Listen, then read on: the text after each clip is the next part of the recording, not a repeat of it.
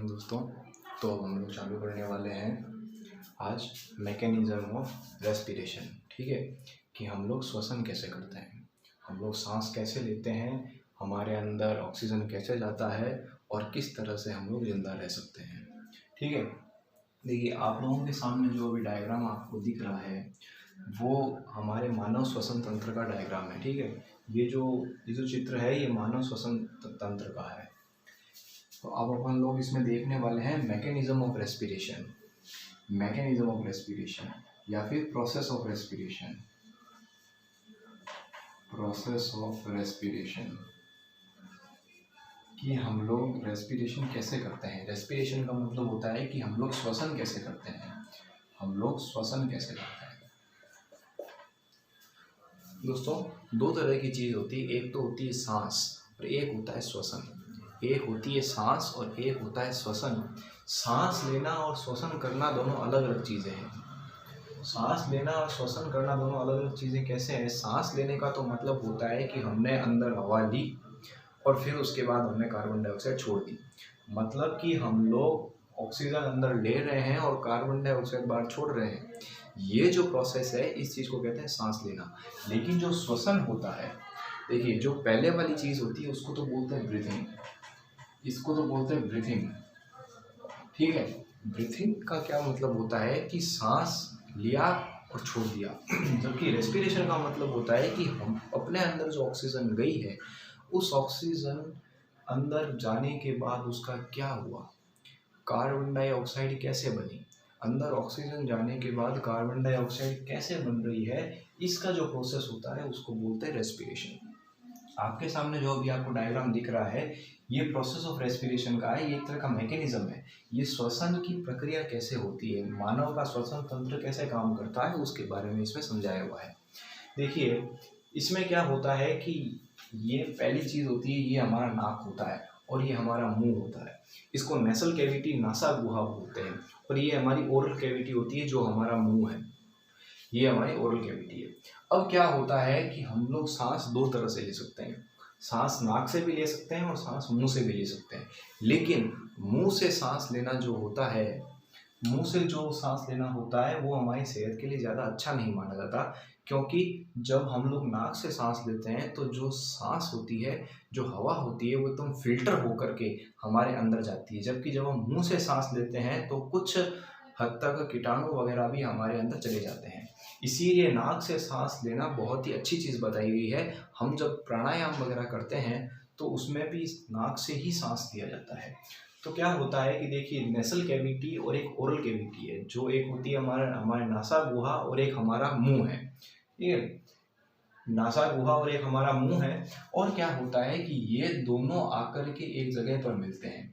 ठीक है, ये दोनों आकर के एक जगह पर मिलते हैं जिसको फेर्नेक्स बोलते हैं, हिंदी में इसको ग्रसनी बोला जाता है। यहाँ पे क्या होता है कि अपनी जो फूड पाइप और जो विंड पाइप है, जो हमारी ग्रास नली और जो श्वास नली है, वो दोनों अलग अलग हो जाती है। यहाँ पे एक ढक्कन लगा हुआ होता है जिसको बोलते हैं एपिग्लोटिस। यहाँ पर एक ढक्कन लगा हुआ होता है जिसको एपिग्लोटिस बोलते हैं, जिसको एपिग्लोटिस बोलते हैं। ये एपिग्लोटिस क्या काम करता है कि हमारे सांस और जो हमारी सांस की नली है उसको और जो हमारे खाने की नली है उसको, दोनों को अलग अलग करने का काम करता है।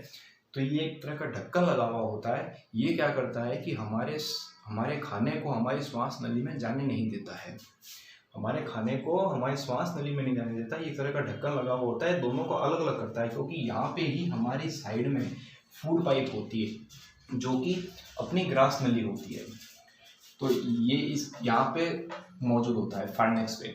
उसके बाद में क्या होता है कि ट्रैकिया आ जाता है जिसको श्वास नली बोला जाता है। ट्रैकिया, ट्रैकिया आप लोगों ने आप लोग देख रहे हैं कि ये एक सर्पिला आकार का है। आपके घर में जैसे वॉशिंग मशीन होगी तो वॉशिंग मशीन का जो पाइप होता है वो कभी भी सीधा नहीं होता है।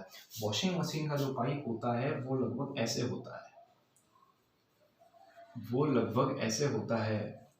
ऐसा इसलिए होता है जबकि ऐसे पाइप को बनाने में ज़्यादा प्लास्टिक लगता है, लेकिन फिर भी वॉशिंग मशीन की जो कंपनी वाले होते हैं वो पाइप को ऐसा ही बनाते हैं। ऐसा इसलिए बनाते हैं क्योंकि इस टाइप का जो पाइप होता है उसको आप खींच सकते हो, आप उसको पास में भी लेके आ सकते हो। वो अगर आप उसको मोड़ो तो वो आपस में कभी भी चिपकता भी नहीं है। तो इसीलिए क्या किया जाता है कि वॉशिंग मशीन के पाइप की डिज़ाइन इस तरीके से की जाती है ताकि वो पाइप कभी चिपक नहीं जाए। तो उस पर भी इसी तरह की रिंग्स बनी हुई होती है, इस तरह के सर्पिल आकार का बना हुआ होता है। तो हमारा जो ट्रैकिया होता है, हमारी जो श्वास नली होती है, वो भी सर्पिल आकार की होती है, उस पर भी रिंग्स ऑफ कार्टिलेज मौजूद होते हैं ताकि कभी भी अगर हमको कोई जर्क वगैरह लगे, कोई झटका वगैरह कुछ भी लगे, तो ये श्वास नली कभी आपस में चिपक नहीं जाए, या जैसे जैसे हम बड़े हो रहे हैं वैसे वैसे ये श्वास नली भी बढ़ती जाएगी, तो ये कहीं टूट नहीं जाए, इसमें कोई प्रॉब्लम नहीं आ जाए। इस वजह से क्या होता है कि इसको सर्पिल आकार का बनाया जाता है। एग्जाम के अंदर क्वेश्चन आ जाता है कि इसको सर्पिल आकार, इसको रिंग्स की फॉर्म में क्यों बनाया जाता है। तो आपको यही लिखना है कि कहीं ये नली आपस में चिपक नहीं जाए या ये टूट नहीं जाए, इसकी मजबूती के लिए, इसकी फ्लेक्सिबिलिटी के लिए इसको रिंग्स की फॉर्म में बनाया जाता है। अब उसके बाद में क्या होता है कि जब हमने सांस नाक से ली, तो नाक से लेने के बाद में अपनी जो ऑक्सीजन होती है वो अंदर चली जाती है। अब ऑक्सीजन अंदर जाने के बाद में क्या होता है कि ऑक्सीजन दो पार्ट्स में डिवाइड हो जाती है। इन दो पार्ट्स को बोलते हैं ब्रोंकी। ये होता है ट्रैकिया, ये होती है ब्रोंकी, दो पाइप्स में डिवाइड हो गई है। अब कुछ हद तक ऑक्सीजन इसमें चली जाएगी और कुछ हद तक ऑक्सीजन इसमें चली जाएगी। अब इस पाइप में जाने के बाद में क्या होगा कि यहाँ पे कुछ थ्रेड्स लाइक स्ट्रक्चर होते हैं, धागे जैसे चीज़ें होती हैं, जिससे क्या होता है कि पूरे फेफड़े के अंदर ऑक्सीजन की सप्लाई दी जाती है। इसको बोलते हैं ब्रोंक्यूलस, और ब्रोंकी को श्वसन ही बोला जाता है। अब उसके बाद में क्या होती है कि ये जो जड़े टाइप की चीज़ें हैं, ये क्या होता है कि यहाँ पे कुछ कुपिकाओं से जुड़ा हुआ होता है। यहाँ पे ऐसे कुछ बलून जैसे कुछ गुब्बारे टाइप की चीज़ें होती है, जिनको एल्वेली बोला जाता है, जिसको हिंदी में कुपिकाएं बोलते हैं। इन कुपिकाओं के अंदर क्या होता है, इन कुपिकाओं के अंदर ऑक्सीजन अंदर आ जाता है, और अंदर आने के बाद में वो ऑक्सीजन हमारी पूरी बॉडी के अंदर सप्लाई होता है। मतलब हो क्या रहा है कि नाक से ऑक्सीजन आएगी, और नाक से ऑक्सीजन आने के बाद में क्या होगा कि हमारे यहाँ से इस श्वास नली से होते हुए दो भागों में बढ़ जाएगी, फिर इस ब्रोंक्यूलस में जाएगी। उसके बाद में क्या होगा कि इन गुब्बारों में भर जाएगी, एल्वेली में भर जाएगी। और एल्वेली से क्या होगा कि एल्वेली फूल जाएगी, क्योंकि एक तरह की गुब्बारी जैसी चीज़ है, तो ये फूल जाएगी। और फूलने के बाद में क्या होगा कि हमारी पूरी बॉडी में इस चीज़ की सप्लाई करेंगे। अब देखिए यहाँ पे क्या होगा कि जैसे ही ऑक्सीजन अंदर गई, तो वो ऑक्सीजन कभी भी हमारे बॉडी में सीधी नहीं जाती है, हवा की फॉर्म में नहीं जाती है। यहाँ पे आने के बाद में वो खून के साथ रिएक्ट करती है, क्योंकि हमारे खून के अंदर एक हीमोग्लोबिन होता है, हीमोग्लोबिन होता है, हीमोग्लोबिन होता है, ठीक है। और इस हीमोग्लोबिन की वजह से ही क्या होता है कि हमारा जो खून होता है हमको लाल कलर का दिखाई देता है। तो क्या होगा कि जैसे अब हमारे खून के अंदर हीमोग्लोबिन है, तो जैसे ही ऑक्सीजन अंदर जाती है, तो ऑक्सीजन अंदर जाने के बाद में क्या होगा कि हीमोग्लोबिन के साथ में रिएक्ट कर जाता है और ऑक्सी हीमोग्लोबिन बनाता है, ऑक्सी हीमोग्लोबिन बनाता है।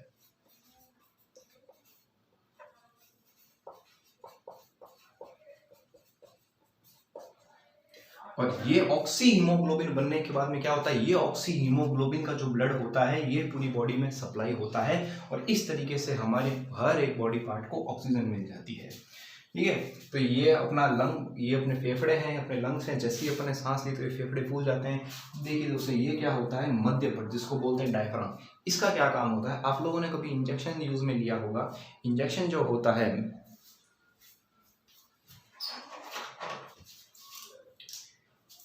इंजेक्शन जो होता है, इसमें क्या होता है कि आपने जैसे ही इसको ऐसे खींचा, तो खींचने के बाद में क्या होता है कि हवा अंदर आती है, क्योंकि अंदर का जो वॉल्यूम होता है वो बढ़ जाता है, अंदर का जो घनत्व है, अंदर की जो धारिता है, वो चीज़ बढ़ जाएगी, और जैसे से नीचे जाएगा वैसे वैसे अंदर हवा चली जाएगी। तो इसमें भी क्या होता है कि डायफ्राम में एक बलून जैसा होता है, एक रबड़ की शीट जैसा होता है, जिसको मध्यपट बोलते हैं।